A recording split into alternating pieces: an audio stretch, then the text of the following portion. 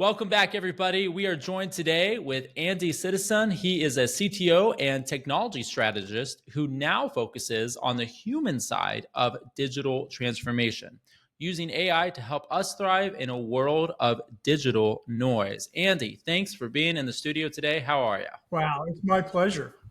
What a great Good. event. I've been excited all week to spend a little time with you too. That's awesome. Well, I'm pretty excited. I think it's going to be a great discussion. So, jumping into it here, let's fire off some quick icebreakers just to get the conversation flowing. I Andy, if think, you had, oh, do you have one? Go for it. Go for it. yeah, sure. I would say if you had to eat one meal every day, but AI decided, what would you, and you had to prompt it, what would you prompt it? Wow, that's a great It's fun. spin on that because it was a really easy question. Like I love diverse foods, but like if I had to pick one a day, it's going to be pizza. So now I got to figure out. I would prompt it, and not a bad prompter. I'm a better typer than talker, but let's go with. I'm gonna include the idea of chewy bread with a tomato sauce and a melted cheese topping with an assorted number of sliced vegetables and meats and get all that in within 100 words or it'll lose track of where I'm at. So Right. It'll create like a whole new food group for you. I'm totally good with hot or cold. Yeah, and you know what? If it doesn't get pizza, if it comes back with anything that matches that, I'm probably good. Okay. But broadly speaking, pizza is your go-to. That's cool. Yeah, Okay. I mean, if It's a safe bet. I'm an older guy than you guys, I've had enough time to eat everything, and if there's one thing I go back to, it's going to be pizza. It's Okay. it's a good Pretty meal. universal. That's Yeah, true. it is. Yeah. Andy, would you rather be a superhero who couldn't fly or the world's best chef who couldn't use any modern equipment? Oh, I think that is. Well, the second one is probably a fun challenge, and I could see building a career off that. Yeah. But True. I'm probably go superhero. I've got a bit of a hang up on being a do-gooder, I guess, and Okay. I love the idea of opportunity to valiantly help the world with my skill set. I don't need to fly. Matter of fact, I don't like heights, so Okay. I'm probably good Okay. with that. I'm a water dog. I'm in the water all the time, so. I will tell you this small joke. I grew up watching cartoons, and Popeye was one of the ones I used to. I started thinking. I looked up to the guy, and I go, you know what? I've actually become that guy. I'm like a boat guy. I've got like 18 boats. I work on engines, and I paddle about 500 miles a year. So I was like, I looked up him so much that I became him. I kind of look like him at that point, but. But more importantly, do you eat a can of spinach a day? Because I think that's That's quintessential. A little bit of kale and arugula. I have a lot of arugula and kale, so it's in some cilantro, but not so much spinach. I think he would branch out if he had the options we have today, right? So Sure. He was probably a little bit too limited in his offering. I mean, so. in the 40s, so much came in cans. You weren't going to get everything. So That's true. That's great.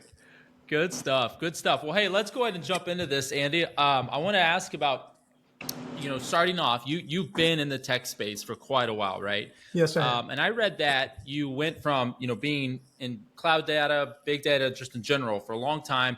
And then you took a sabbatical, 2016. Is that right? Yeah.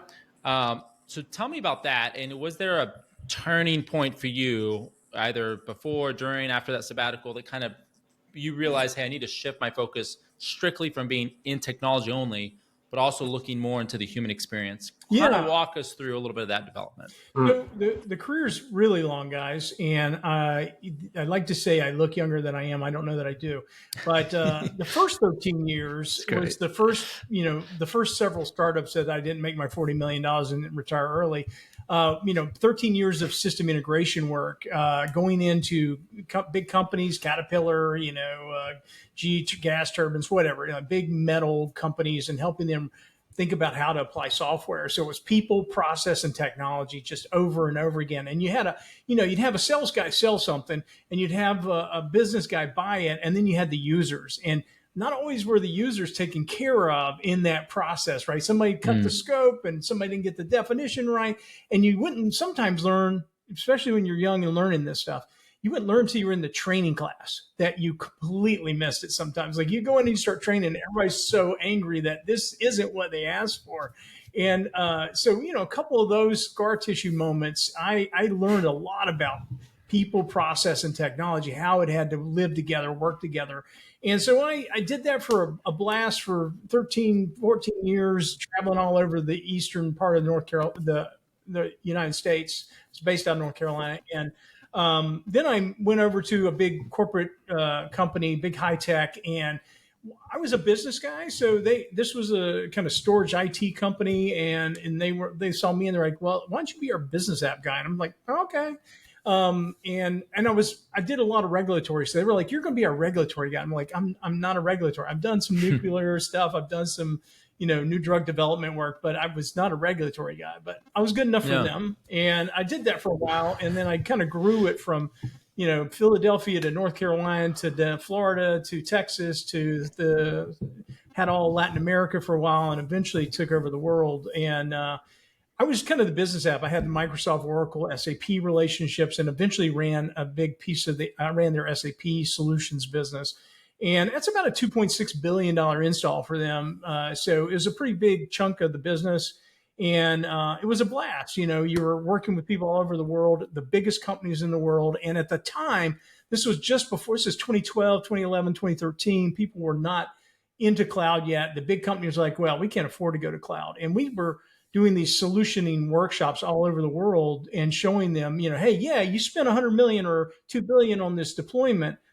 You need to figure out how to leverage cloud as part of that. And so they went from, I can't afford to be in the cloud to, I can't afford not to be in the cloud. Right. And all of a sudden the shift happened, and we were on a good side of that. We helped the company a lot, we were doing like 500 million a year and just incremental work, just having that go through. So it was a big fun time. At the same time, this company got bought by a very horizontal company, Dell. And so Dell doesn't care about, business apps and all that. And it was time to get out of there. So, took the package, pulled the cord, and took a year off. I pretty much had to take at least half of it off. So I had a great resume. I got friends that are CEOs of some of the biggest companies. If you named them out loud, I'd be like, yeah. My friend or acquaintance, I knew most of those guys, but I didn't want to be the guy my resume was. And, I could go get a job, and they all wanted me to move to San Francisco, Silicon Valley. And I'm like, I've been living in Richmond for 20 years now, 15 years. I don't want to leave. I don't want to pull from all the communities of our country to one place where there's no water. And so you could see them. They were stealing from New York. They were closing Austin down. Everybody was saying everything has to come here, and it was a lot. Yeah. And this is a little bit of a side state, but it was a lot to do with the way the Asian populations were doing it. They were big countries with one big city or two big cities, and they were seeing that happening here in the States. And so, interesting. Okay. Anyway, I won't go too much more into that, but I didn't want to do all that. And as I had a chance to sit there and think, and it had been 20 years of a career, and I had to crack the rock a little bit. And what came from that was, I don't know that we're doing a great job of taking care of the humans in this. I wanted Jetsons, and I felt like we were heading to Terminator a little bit, both at macro scary levels, but also micro levels. Like, the iPhone 2010 iPhone comes out, everybody's like, oh, interfaces are great, all that. And then slowly I started, what? It's not about the interface anymore. We're not making it about what the user needs in the interface. It's about a profit marketing motive. It's like algorithmic automation. How are we going to, kind of put people in buckets? And I'm like, I don't want to be part of that. I don't want to do that. I want to see if I can counter that effect. And so I started looking around for human plus digital. And what was it? How do I manage that inner relationship of those two things, where the crossroads where they meet? And I had a data degree, so I said, hey, why not AI? I love algorithmic machine learning, kind of NASA scribble and paper kind of stuff. And so I spent about 5 months just training myself on all that algorithmic work. I actually took a little spin at augmented reality, realized the market wasn't for me, and flipped over to the AI side of it. But you didn't want to know that. Anyway, so I'll take a breath, but that's how I got over to it. I really cared about Okay. human experience, human. I want people riding on the wave of technology, not sunk under it. It looks like you have a unique blend of degrees, like in psychology and business and data management. So, how does psychology directly inform the way you approach building AI systems? Like, Brilliant, brilliant. Oh, yeah, it's a great segue. I don't know if you know how good a segue it was, but I did get a psychology degree and then I opened a restaurant because I had a psychology degree. Oh, But really? back in the that's '90s, pretty good. they teach, it was all about consulting or active listening. They wanted me to listen to people solve their own problems. I'm like, no, I'm more of a consultant. This isn't what I want to do. There was no cognitive work like they do now. But anyway, psychology degree base was really important. I didn't use it. I mean, I used it as a sales guy. I used it as a business manager and all that, but I hadn't really applied it. And I got into this work that we're doing now. And I was like, oh my gosh, here comes a psychology degree right back down the road. Because what we do is collect stories, and I'm sure we'll talk about it a little bit, but we look at communities. And in that community, we say, hey, we authentically connect with them, we build trust, and we say, share a story with us. And then we take that story, analyze that story, and how we analyze that story in a multitude of ways. One is emotive scores or attitudinal scores.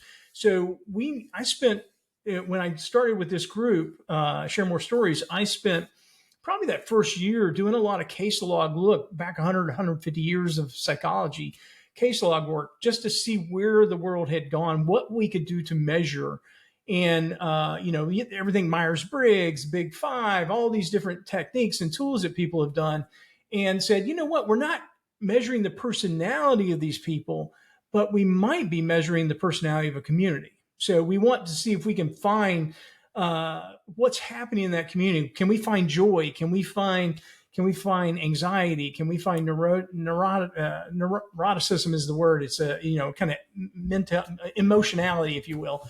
All these kinds of scores and activity levels. So we started building these measurements that allow us to, with a story. What's amazing is if you collect 300 to 500 words, it's pretty good content to use AI against. And so we started with Watson and started playing with some tools there. And we really struggled to build our own in the early days because you didn't have the training data.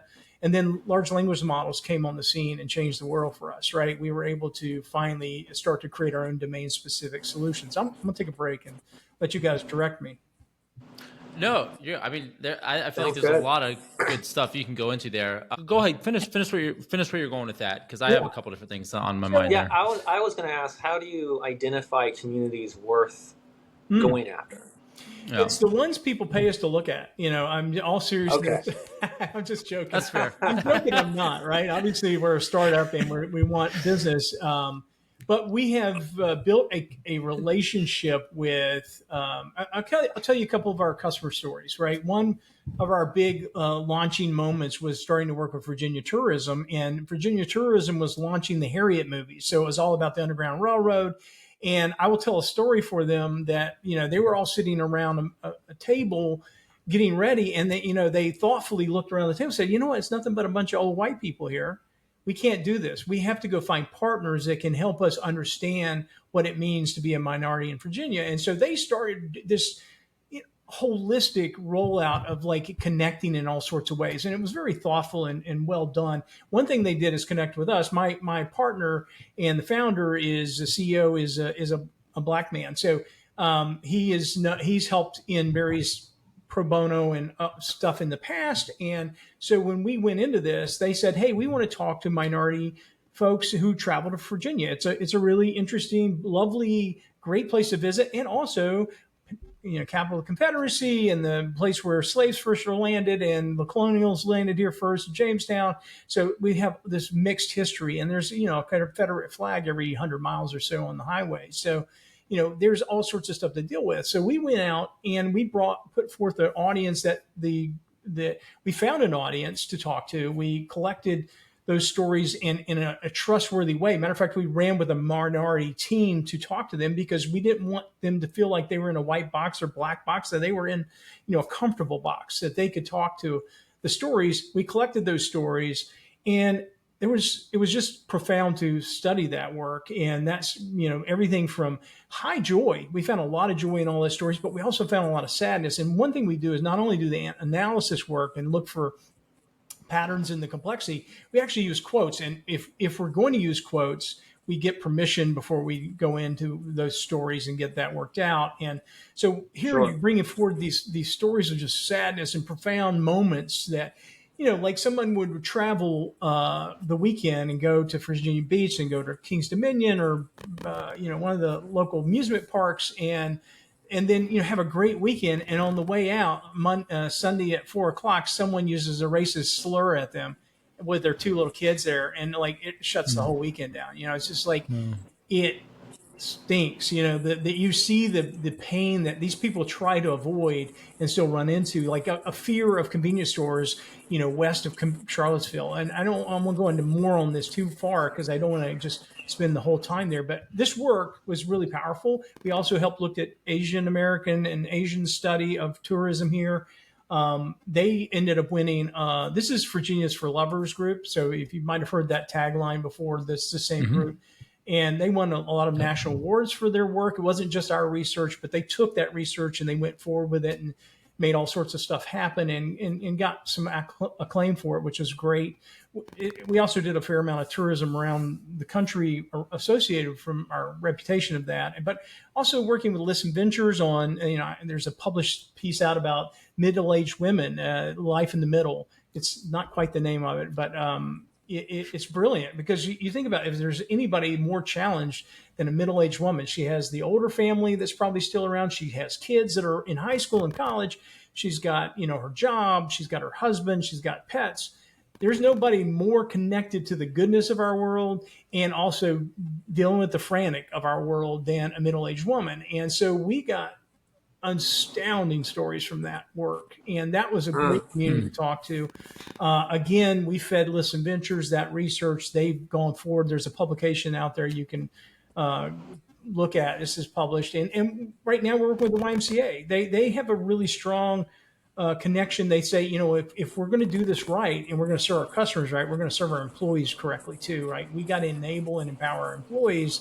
And through them, we make a great community. So we've been helping them do It's both employee experience studies and also user experience of their customers. And so we've been, starting in one place, moving to another, and helping them kind of expand against some of their thinking. And that's our goal. That's how we pick communities. It is profit driven. Obviously, we're a company, but we have a reputation to go after communities that you might not have connected with in the past. And what we're finding finally, we've been doing this for 8 years. Our challenge was, everybody's like, wow, that's really interesting. I don't know what to do with it, right? We were too far from the world. We were too far from the market. And finally, we're starting to see chief experience officers. We're starting to see CMOs Mm. realize they've got a lot of metrics. They've got tons of Yeah. metrics, but they still don't know their constituency. And if they want to know them deeply, if they want to make a big move, they want to set a new strategy, somebody like us can actually deeply connect with them in a way they never have. And I'll end with this. We'll tell people this. We'll get into the conversation. They'll get it. They'll pay for it. They'll write us a check or a statement of work, whatever. We get started and we start getting the stories in. We haven't done the analysis yet. We start getting the stories and they're like, oh my God, these are stories. And we're like, yeah, that's Mm. what we said. Like, I can't believe this person wrote about their mom died in their arms, and they telling me I can't Mm. believe we got this. I'm like, well, that's what we do. That's what stories are, and it's profound. And so it's amazing to watch the simple part of our work have such an effect, and then to drive the rest in. So you're the projects and the things that you mentioned. This is part of Share More Stories, Yeah. right? Now, does this tie into as well the Seek app? And Yeah. are these because I'm curious, kind of walk us through if someone isn't familiar And with how- your work, And how does your what's that AI look work like? in the background in Yeah. that app too? So Seek, Share More Stories is the company. Seek is our platform, and we started as a services company. We used to do this work as project-based work, and I came in and was like, this needs a companion tool to web scale what we're doing, to improve the analysis ability, and so this idea of long storm. And I'd finished all the AI work. James, my partner, came in and said, "Hey, you know what? I'm doing this stuff over here, and I'm doing long form text," or he said stories. I'm like, "Well, yeah, I could do NLP work. That'd be fun." And so we started applying it to that process. And I came in, I said, you got to decide, James, you want to be a services company or a product company, because you can't be both, right? Like that's the challenge when you start to look at Right. rolling out and when you're looking at budgets, it's hard to fund a consulting team and a development team. And so the long answer to that is we haven't solved that problem yet. And there's reasons, because what we do is important. And we decided that this space we're going after, no one was in it, and we wanted to win that space. And we have some unique, I believe, market protected skill set in understanding the culture and the connection to the people to get this work done. So what James does, what his skill set is, and our researchers that we kind of work in that space are really important to our success. But also, if we want to get to the web scale, if we want to be able to bring in, instead of 50 people, we want to bring in 5,000 people, you need the app to do it, right? So what we started doing about 3 years ago was start deploying what I've seen for 8 years. I've been wanting this for a while. But Seek platform is our tool set to essentially do the collection work, and it now does the analysis work. So all our raw scoring, the stories come in when they go approved. It all happens in the cloud now. So we run 55 or more. Sure. Those are classification prediction tool sets. The AI is not generative AI; it's classification AI. Similar stuff, but like the layers different on how that finishes the model. And we're picking, we're picking I call it the Venti model. It's 5 settings: very low, low, medium, high, very high. So if we're looking at a story, and I'm sorry I keep breaking it, but we don't look at stories, we look at expressions. So what we do is break a story into multiple sections, because when you tell a story, you may have high points, you have low points. Like if you just score the whole story, it kind of dulls that score. So by Yeah. doing the expressions, we can find, we can look at that at cross-sectional. We can look at like low points across all the stories and see everybody sharing a low or everybody sharing a high, kind of a covariance almost, like, watching the data error move between in the system. But back to scoring, we put those scores out on the cloud. And so Seek platform is, again, our collection tool. It's our automation of our AI work. And it's also a visualization tool for our customers. Our sponsors will have access in that system. With all that said, we have thousands of participants in that space. We have sponsors in that space, but it's not a SaaS model yet. We haven't deployed it fully as SaaS. And frankly, we did a small cutover to try to do that, and almost went bankrupt. Like we just can't cut the work like that yet. And so we're in a really interesting time where we're evaluating, invest. We kind of stood, friends and family so far. And so we're 10 years plus into this friends and family work, and which is great because the debt load's managed. But we're going to have to step on the gas pedal. So we're lining up that gas pedal to our customer acquisition work, and just understanding the market's understanding of us, and hitting that button in the right way. And so it's a full functioning app, but it's also, it's not something you download off Google Play and Right. start using yet. And we,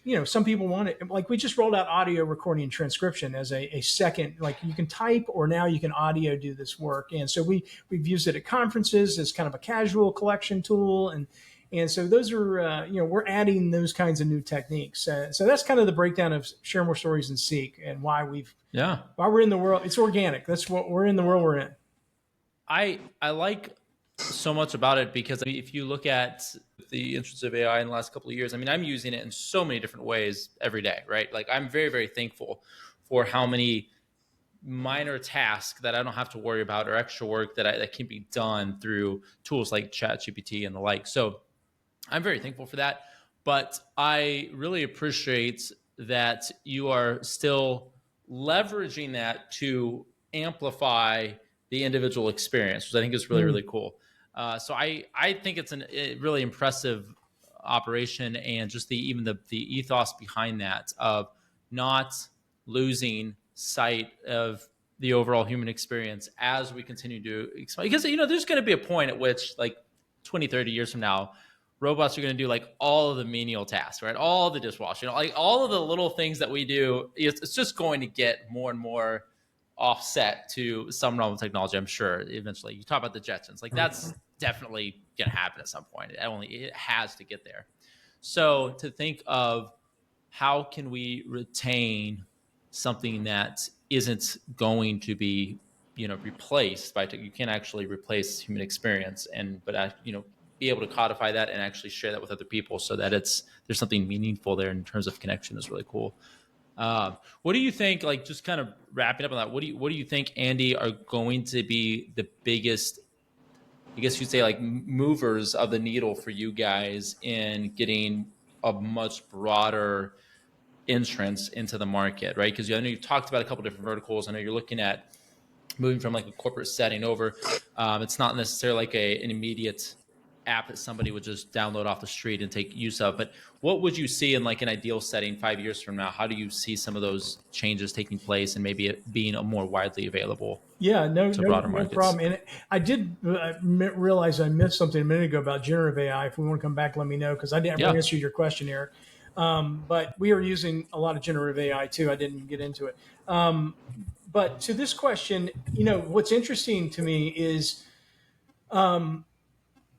there's a lot of ways to look at that. And I think it's, if I always want to answer it like a left-hander always answers, going around the back of the bush, come back around the front. And so I'm going to go to the back door for a second and talk about algorithmic dissonance. We have so much noise and so little signal in everything. Like I'm going to not pick on a name brand social media product, but you can pick the one you think this fits the best for.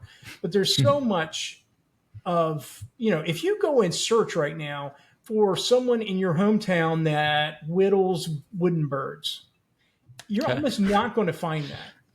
They're in town. You can't connect with your people. You're connecting only with the algorithmic definition or profile that's been made for you, and you're being given sales-oriented links associated with that, right? Like, it's hard to use the internet for something other than profit, someone else's profit right now. As they said, if you're not paying for it, you're the product, right? And so we are the product. It's obvious.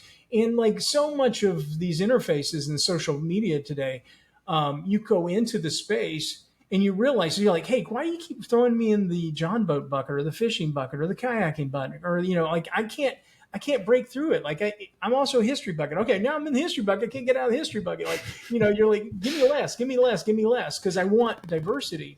And you can see the machine running, right? And so coming through that. Now, if that's what's happening to all of us in our personal and professional lives, and if we want to continue to market people, and marketing's everything, right? Like it's the marketing industry now. It used to be the services industry, the information age. Well, we're in the marketing age, right? And usually when it gets the name, it's usually when it goes bad.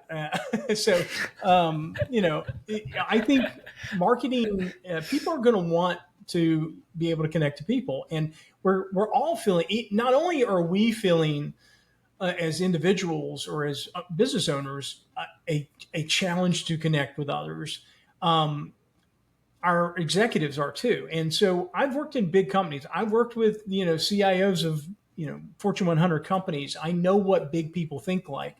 And I think what this group needs is a couple of C-levels at, a Fortune 500, a Fortune 200, one or two of those, we get the trust triangle done. I believe in the triangle of trust. Like you get 3 points of connection and you're done. You're on the run, right? Like, I have run, as I mentioned, some big revenue streams in the past, and a lot of that was like just getting the piece parts in place. So we will do all sorts of things to improve the funnel, and we will probably even have a sales force at some point, although we're doing a lot of that through product right now. I do believe it's really it's going to be a couple big C-level sponsors that go, wow, you guys are so different. You're so special. We want to make this. I'm going to call my buddy over here, and we'll get 5 or 10 of those off the ground.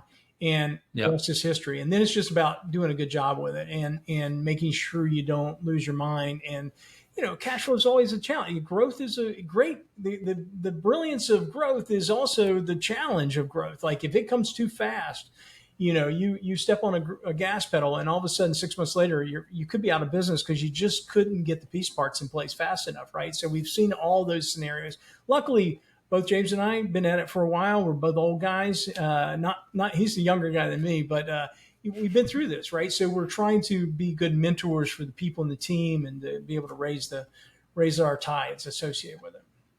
Yeah, that's awesome. Well, Andy, thanks so much for coming on today. Yeah, really appreciate you sharing with us, and I think there's a lot of really fun stuff here. That's again, I really appreciate what you're doing, and I think that's a great value add for society in general as we move closer and closer to ever increasing technology. So thanks for what you're doing. And how can people stay best connected with you and what you're going to be doing through the CCAP, through sharing more stories? What's the best way for them Yeah, to reach you? absolutely. I'm going to first say stay connected to your local community because and you're getting out of college, find something local to do because that is how you ground yourself. And I'm kind of redeeming myself now after spending 30 years not doing that, just living in a plane. So to connect to me, feel free to reach out. Citizen, there's only a few of us. Like if you find that name, Sitison, it's my family. I promise you. It's me. And so I'm easy to find. Feel free to reach out. I love connecting. I will, easy to say no or we'll connect later if it doesn't make sense. But I'm always good with finding people that want to find a shared path in a win-win together. So, share more stories is out there. And, I think through the connection data that you'll find on this podcast, you can easily find me. Yeah, great. Well, we'll share that there. And thanks again for coming on. Hope you have a wonderful rest of your week. And we look forward to staying in touch, Andy. Great to meet you guys. Perfect. Thank you. Awesome. Thanks.